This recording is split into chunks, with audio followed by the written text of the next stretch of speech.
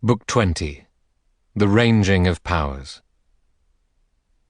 Thus on the beachhead the Achaeans armed with you, Achilles, avid again for war, and Trojans faced them on the rise of plain. Zeus, meanwhile, from the utmost snowy height of ridged Olympus, gave command to Themis to call the gods together. Everywhere she went about and bade them to his hall. None of the rivers failed to come, not one except the ocean stream, none of the nymphs who haunt cool greenwood groves and riverheads and inland grassy meads. All made their way to the hall of Zeus, lord of the clouds of heaven, taking their chairs in sunlit courts, laid out with all Hephaestus's art in polished stone. So these assembled. Then the god of earthquake heeded the goddess. From the great salt sea he came aloft to take his place among them, asking his brother Zeus what he proposed. "Lord of the bright bolt, why do you bring us here? Something to do with Trojans and Achaeans now their lines are drawn and the war flares?" And Zeus, who gathers cloud, replied, "You know what plan I have in mind and why I called you, why you are here. Men on both sides may perish. Still they are near my heart. And yet by heaven here I stay, at ease upon a ridge. I'll have an ample view here. But you others, go into action. Side with men of Troy or with Achaeans, as each has a mind to. Suppose Achilles takes the Trojans on alone, not for a minute will they hold him. In times past they used to shake to see him, and now he's mad with rage for his friend's death. I fear he'll break the wall down, sack the town before the time has come for it." Lord Zeus fell silent then, but kindled bitter war, and the immortals entered it. They took positions as they wished. Hera, Athena, Poseidon, girdler of the earth, and Hermes, most sharp-witted of them all. Hephaestus, proud and brawny but with tottering shanks, these were the sea-born Achaeans' partisans. For the Trojans, Ares in a flashing helm, beside him long-haired Phoebus, Artemis, Leto and Xanthus, and the smiling goddess Aphrodite. Until the gods came near, the Achaeans gloried more, now that Achilles again had joined the fight so long foregone. Every Trojan felt his knees a-tremble, seeing the great runner armed and flashing like the deadly god of war. When the Olympians joined the lines arrayed, strife came in power, goader of fighting men. Then, standing by the moat outside the wall, or on the shore of beating surf, Athena shrieked, and her adversary Ares yelled across from her, like a pitch-black hurricane roaring to Trojans from the heights of Troy, or veering by the course of Simois on Callicolone. So the gods in bliss roused the contenders, hurled them into war, and broke in massive strife among themselves. Out of heaven the father of gods and men thundered crack on crack. Poseidon, heaving underground, made the wide mainland quake even to craggy mountain peaks. On Ida, white with watercourses, all the slopes and crests were set a-tremble. So was the city, Troy, and the grounded ships of the Achaeans. Dread came in undergloom to Aeneas, lord of shades. He bounded from his throne, and gave a cry in fear that earth, undone by Lord Poseidon's shaking, would cave in, and the vile mouldy kennels the gods hate might stand revealed to mortals and immortals. That was the measure of the shock created by the onset of the gods. And now, by heaven, against Lord Poseidon, Phoebus Apollo drew his feathered bolts. Against Enyalius, the grey-eyed goddess Athena stood, and like a golden shaft, the archer Artemis of whistling arrows, sister of Apollo, faced great Hera. Leto was opposed by gracious Hermes, wayfinder for souls, and the god of fire Hephaestus faced a mighty eddying river. Xanthus to the gods, to men Scamander. These were the divine adversaries. Achilles went into that battle wild to engage great Hector, son of Priam, with whose blood his heart and soul desired to glut the war-god. Straight against him, though, Apollo drove Aeneas. He put courage in this man. Taking Lycaon's voice and look, he said, "Counsellor of Trojans, Prince Aeneas, tell me, what of your threats and promises in wine before your peers to face the son of Peleus, Achilles, in the battle?" And Aeneas answered him, "Lycaon, son of Priam, why demand this, when my heart's unready to take that formidable fighter on? It will not be the first time. Once before I met him, and he drove me with his spear from Ida when he raided herds of ours, and took Lyrnessus, plundered Pedasus. The Lord Zeus helped me out of it. He gave me wind and legs to run, else I had fallen under Achilles and Athena's blows. She went ahead of him and cast her light of glory on him. made him with his spear defeat and strip the lineages and Trojans. This is the point. No man can fight Achilles. In every battle, one of the gods is there to save him from destruction, while his weapon flies unwavering till it bites its way through some man's flesh. Would the god only bring under equal strain both parties to the fight, Achilles would not win so easily, not though the man is bronze from head to foot. And Lord Apollo, son of Zeus, replied, "Come, sir, you too invoke the gods, the undying, the ever-young. One hears you are yourself a child of Aphrodite. Achilles comes from a goddess not so high, not like yours, a daughter of Zeus, but born to the seas ancient. Come then, bear your point straight forward, bronze unworn, unbloodied, never be turned aside by taunts or threats from him." He breathed into the captain's heart a glow of fighting spirit, and Aeneas shouldered forward, helmed in fiery bronze. But Hera glimpsed Anchises' son on the attack, hunting Achilles through the field. She called her two confederates, saying, "Now take care, Poseidon and Athena, how this action runs its course. There is Aeneas, helmet flashing, facing the son of Peleus. Phoebus Apollo forced him to attack. Why do we not, all three of us, repel him, turn him in his tracks? Or one of us could back Achilles, giving him the edge in power, in stamina, in valor. Let him know the high immortals love him." Those who fought for Trojans in past days of deadly war were unavailing as the wind. We three have come down from Olympus to engage in this great battle, that he take no hurt from Trojans on this day. In time he'll suffer all that his destiny, on his life's thread, spun for him when his mother gave him birth. But lacking intimation of these things, dream voice of gods, Achilles may feel dread when some god comes against him in the combat. Gods take daunting shapes when they appear. At this, the god who makes the mainland quake, Poseidon, said, "No need for senseless anger. Why should we be quick to embroil ourselves as adversaries of the others, being far more powerful than they are? Come, we'll move out of the trampled plain and take some lookout post on high. Let men make war. Only if Ares fights, or Lord Apollo, or if they keep Achilles from the combat, then the clang of battle will begin between us on the spot. With a quick outcome, I predict.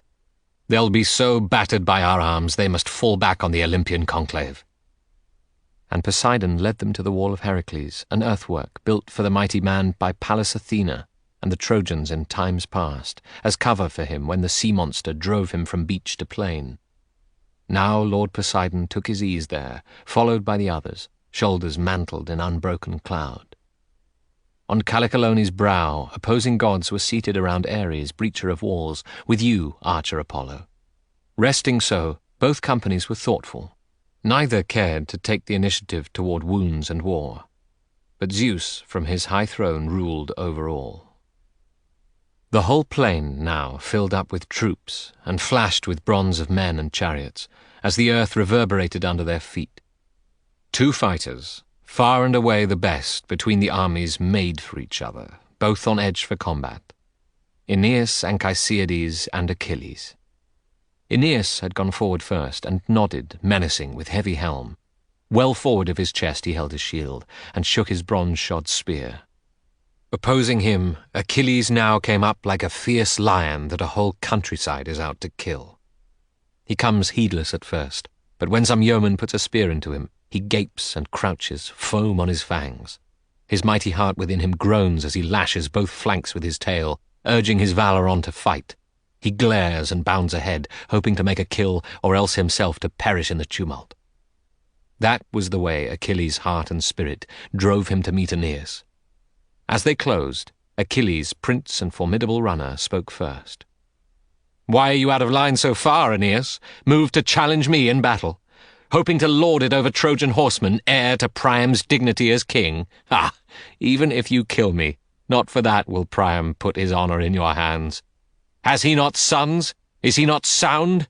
Is he so bird-witted?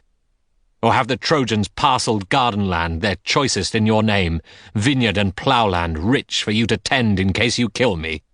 Rough work that will be, let me predict. At spear point once before I think I made you skip. Don't you remember the time I chased you from your herd, alone, down Ida's hills, fast as your legs would take you? You ran without a backward look, ran on until Nessus, but I broke that town in one charge, with Athena and Lord Zeus, making its women spoil, taking their day of freedom from them. As for you, Zeus moved to save your life, so did the other gods. But there will be no saving you this time, I think, though luck like that is what you pray for. Now enough. Here's my command. Retire on your own people, make no pass at me, or you'll be hurt. A child or fool can see what's done when it is done. Aeneas answered, Son of Peleus, use words to frighten a small boy, not me. I am well able to bandy cutting words and insults too. Each knows about the other's birth and parents from the old tales of mortals that we've heard. You'll never see my parents, nor I yours. Royal Peleus' son you are said to be, and the salt-sea goddess Thetis was your mother. My own claim is that I was born the son of Anchises, the hero, and my mother is Aphrodite. Of these four, one pair will mourn a son today, as not by bragging can this quarrel be resolved, I'd say, so that we too may be relieved of battle. But if you wish to learn such things as well, to know the story of our race, already known to many soldiers, Zeus, Cloudmaster, fathered Dardanus, and built the town Dardania, since Ilion's stronghold was not yet walled or peopled on the plain, and men still made their home on Ida's hills. Dardanus begot King Erichthonius, richest of mortals in his time. He owned 3,000 mares that grazed his pastureland, and gloried in their frisking colts. These mares Boreas the north wind loved as they grazed, and in the likeness of a black-maned stallion chose his brood mares. They conceived and bore 12 colts, that in their gallop over farmland ran without trampling on the tips of grain, and running on the sea's broad back they clipped the white caps, doffing foam on grey salt water. Erichthonius was the father of Tros, lord of the Trojans. 3 fine sons he had, Aeolus, Assaracus, and Ganymedes, handsomest of mortals, whom the gods caught up to pour out drink for Zeus and live amid immortals for his beauty's sake. Aeolus begot Laomedon, Laomedon Tithonus, Priam, Lampus, Clytius, and Hicetaon, wild sprig of the war god. Assaracus fathered Capys, he Anchises. Anchises fathered me. Priam begot Prince Hector. These are the bloodlines I claim. But Zeus gives men more excellence or less as he desires, being omnipotent. Come, no more childish talk. Here at the heart of a great battle, each side has a mass of bitter words to say. No deep-sea ship could take that load, even 100 bencher. Men have twisty tongues, and on them speech of all kinds. Wide is the grazing land of words, both east and west. The manner of speech you use, the same you are apt to hear. By what necessity must we goad one another face to face with provocations, like 2 city women ruffling into the middle of a street to wrangle, bitten by rage with many a true word, and some false, for anger calls out those as well? My mind is set on honour. Words of yours cannot throw me off, not till our spears have crossed. Come, on with it. We'll have a taste of one another's bronze. At this he drove hard with his massive spear against the marvellous shield. A great clang resounded at the impact of the spearhead. Achilles with his big fist held the shield at arm's length, instinctively, for fear Aeneas' shaft might cleave it and come through. A foolishness. He had not learned as yet how slim the chance is that the splendid gifts of gods will crack or yield to mortal fighters. In fact, this time Aeneas' well-aimed spear thrust could not breach the shield. The fire god's plate of gold contained it. Though it pierced 2 layers, there were 3 more. The bandy-legged smith had wrought 5 altogether, 2 of bronze, 2 inner ones of tin, and the gold plate by which the ashwood spear was now contained. Achilles in his turn rifled his spear, and hit Aeneas' round shield near the rim, where bronze was thinnest, and the bull's hide thinnest. Straight through drove the Pelian ash. The plate gave way screeching. Down Aeneas crouched and held his shield away from him in fear. The spear shaft cleared his back and then stuck fast in the battlefield, hurled with such force. It broke asunder 2 discs of the covering shield. But he ducked under it, then stood, and pain in a rush came over him, clouding his eyes, for dread of the spear implanted close at hand. Achilles closed with him, drawing his sword with a wild war cry. But Aeneas bent for a boulder, a huge weight that, as men are in our day, 2 men could not carry. This he hefted easily alone. Aeneas might have smashed his lunging adversary either on the helm or on the shield that had protected him from rending death. Achilles, with his sword stroke at close quarters, might have slashed the other's life away, had not Poseidon's sharp eye caught the danger. Instantly, to his immortal friends, he said, "Here's trouble for Aeneas' sake. He goes to dark death at Achilles' hands, and soon, being gullible, he listened to Apollo. But that god will not protect him against a foul close. Why must the blameless man be hurt to no good end for the wrongs of others? His gifts were always pleasing to the gods who hold wide heaven. Come now, we ourselves may take him out of danger, and make sure that Zeus shall not be angered by his death at Achilles' hands. His fate is to escape, to ensure that the great line of Dardanus may not unseeded perish from the world. For Zeus cared most for Dardanus of all the sons he had by women, and now Zeus has turned against the family of Priam.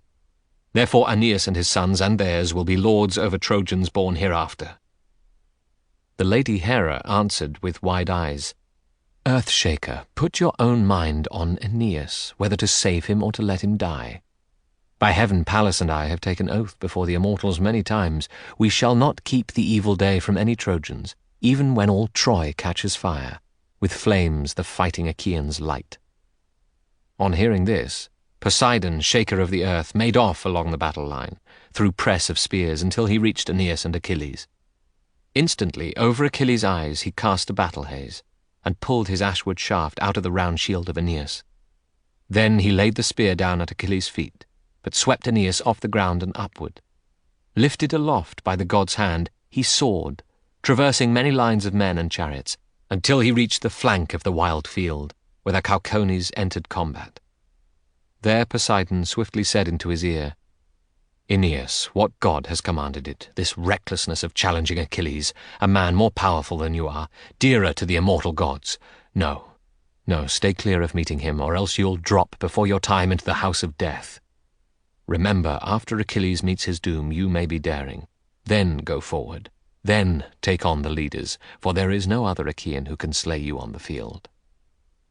With this, since all was said, he left him there, and from Achilles' eyes he blew away the magic battle haze. With all his might the man stared, and then, full of bitterness, said to himself, "By God, here is a wonder wrought before my eyes. Here on the ground my spear lies, and there's no man to be seen, where one stood, and I made my cast to kill him. Aeneas has been dear to the gods then, sure enough, though I had thought his boasts were wind. To hell with him. He'll never have the heart to stand up to me now, glad as he was to slip away from death. Come on, I'll lead Danaans who love war. We'll press the fight against the rest to see what they are made of." At this he bounded back on the first line, calling on every fighter, "Soldiers, Achaeans, no more waiting out of range of Trojans. Every man make up his mind to fight and move on his enemy. Strong as I am, it's hard for me to face so many men and fight with all at once. Not even Ares, god though he is, immortal, nor Athena could face the opening jaws of such a battle and bear the toil alone. And yet I will, so far as I have power in arms and legs and stamina. I'll not ease off, I swear, not for an instant. No, I'll break their line. I think no Trojan crossing spears with me will burn with joy for it." So he cheered them on, and splendid Hector shouted to the Trojans to go against Achilles. "Trojans, fighters, have no fear of the son of Peleus. Using words, I too could fight the gods. The test is harder with a spear. Gods are far stronger. Achilles cannot accomplish all he says. One thing he'll do, another leave half done. I'll face him, though he thrusts like fire, bladed fire, and though he has a heart like iron." He cheered the Trojans, and they lifted spears against Achilles, all in a clump, in valour, closing ranks, while a battle cry went up. And then, at Hector's side, Apollo said, "Do not attack Achilles yet. Wait for him deep in the mass, out of the front line, shouting, else he may down you with his long shaft thrown, or with a sword cut close at hand." Once more afraid when he had heard the god's voice speaking, Hector drew back amid the crowded troops. Achilles rushed upon them in his might, with a blood-curdling shout. And first he killed the son of Atrynteus, brave Iphition, born by a naiad to the raider of cities under snow-covered Tmolus, in the fertile townland of Hyde. As this young man strove to meet him, Prince Achilles struck his head square in the middle, and it split in two. He thudded down. Achilles then sang out, "Terror of all soldiers, there you lie. Here is your place of death. So far away, your birthplace near Gygaea Lake, and there your father's royal parkland on the trout stream Hylas and the eddying Hermus River." So he exulted, while the other's eyes were veiled in night. Then chariots of Achaeans cut the body asunder with sharp wheels in the advancing battle. And Achilles killed a second man, Demoleon, Antenor's son, a good defensive fighter. He hit him on the temple through the helmet fitted with bronze cheekpieces, and the metal could not hold. The driven spearhead cleft it, broke the temple bone, so that his brains were spattered in the helm. For all his fighting heart, Achilles downed him. Then Hippodamus. He had left his car to run before Achilles, but the Achaeans speared him in the back. He gasped his life out, bellowing like a bull dragged up before Poseidon, lord of Helice, by boys who yank his halter, and the god of earthquake takes joy watching them. Bellowing so, the rugged soul left Hippodamus's bones. Achilles turned his spear on Polydorus, Priam's son. The father had refused permission to this boy to fight, as being youngest of all his sons and dearest, one who could outrun the rest. Just now, in fact, out of pure thoughtlessness, showing his speed, he ran the front line till he met his end. The great battlefield runner, Prince Achilles, hit him square in the back as he flashed by, hit where the golden buckles of his belt and both halves of his cuirass linked together. Passing through the man, out at the navel, the spearhead came, and on his knees he fell with a loud cry. The blinding cloud of death enveloped him as he sprawled out, his entrails held in his hands before him. Hector saw his brother Polydorus fallen aside against the earth, his entrails in his hands, and mist of death veiled Hector's eyes as well. He could not hang at a distance any longer, but shook his spear and ran upon Achilles like a wild flame. When the Achaean saw him, he gave a start and prayed, "The man is near whom most has hurt my heart. He took the life of the friend I had so cherished. May we two not shrink from one another any longer upon the open ground of war." He glared under his brows at Hector and gave a shout. Come on straight! You will make it all the sooner to the edge of doom." But Hector answered without fear, "Achilles, why suppose you can frighten me with words like a small boy? I too have some gift for jeers and insults. You are strong, I know, and I am far from being a match for you, but on the gods' great knees these matters lie. Poorest of men compared to you, by heaven, I still may take your life with one spear cast. My spearhead, too, has had its cutting power." Even as he spoke, he hefted and let fly, and with a puff of wind, Athena turned the spearhead from Achilles in his glory, a wind puff like a sigh. The spear came back to Hector, falling at his feet. Achilles put all his heart into a lunge to kill him, raising a wild cry, but Apollo caught the Trojan up, god-fashion, with great ease, and hit him in a white cloud. Then 3 times the great battlefield runner, Prince Achilles, lunged with his spear. 3 times he cleft the cloud, but when beside himself he lunged a 4th time, then he vented a blood-chilling cry. "You got away from death again, you dog! The evil hour came near you, but Apollo saved you again. I'm sure you pray to him on entering spear play. Even so, I'll kill you later on sight, if I too have a god beside me. I can tackle others now, whatever Trojan I may find." With this, he jabbed and wounded Dryops in the neck, then left him fallen at his feet, and turned on Demuchus, Philetus' rugged son, whom he checked with a spear thrust at the knees, then killed with a swinging blow of his long sword. Next he took on Laogonus and Dardanus, Bias' sons, and forced them from their chariot, one with a spear cast, one slashed by the sword. Then Tros, Alastor's son, sank at his knees, and begged the Achaean to take him prisoner, to spare a man his own age, not to kill but pity him. How witless to imagine Achilles could be swayed. No moderate temper, no mild heart was in this man, but harsh and deadly purpose. Tros embraced his knees, beseeching him, but with his blade he opened a wound below the liver. Out it slipped, with red blood flowing downward from the wound, filling his lap. Then darkness veiled his eyes, and spirit failed him. But Achilles moved toward Mulius, and hit him with a spear thrust, square on the left ear. The bronze point at once punched through and out the ear on the right side. Then he chopped Echeclus, Agenor's son, with his long hilted sword straight through his head, and all the blade grew hot with blood, as dusky death and destiny overcame the man. Deucalion next he speared where elbow tendons held together, and the spear point pierced through the man's arm. Standing with arm inert, Deucalion waited, seeing death before him. Achilles aimed a sword cut at his neck, and knocked both head and helmet far away. The fluid throbbed out of his vertebrae as he lay stretched upon the earth. Achilles turned to the noble son of Peres, Rigmus, one who had come from the rich land of Thrace. He jabbed him in the belly, and the spearhead stuck in his bowels. He dropped from his chariot. Just as his driver swung the team around, Achilles hit him with his spear between the shoulder blades, jolting him from the car as the horses panicked. A forest fire will rage through deep glens of a mountain, crackling dry from summer heat, and coppices blaze up in every quarter as wind whips the flame. So Achilles flashed to right and left, like a wild god, trampling the men he killed, and black earth ran with blood. As when a countryman yokes oxen with broad brows to tread out barley on a well-bedded threshing floor, and quickly the grain is husked under the bellowing beasts, the sharp-hooved horses of Achilles just so crushed dead men and shields. His axle-tree was splashed with blood, so was his chariot rail, with drops thrown up by wheels and horses' hooves. And Peleus' son kept riding for his glory, staining his powerful arms with mire and blood.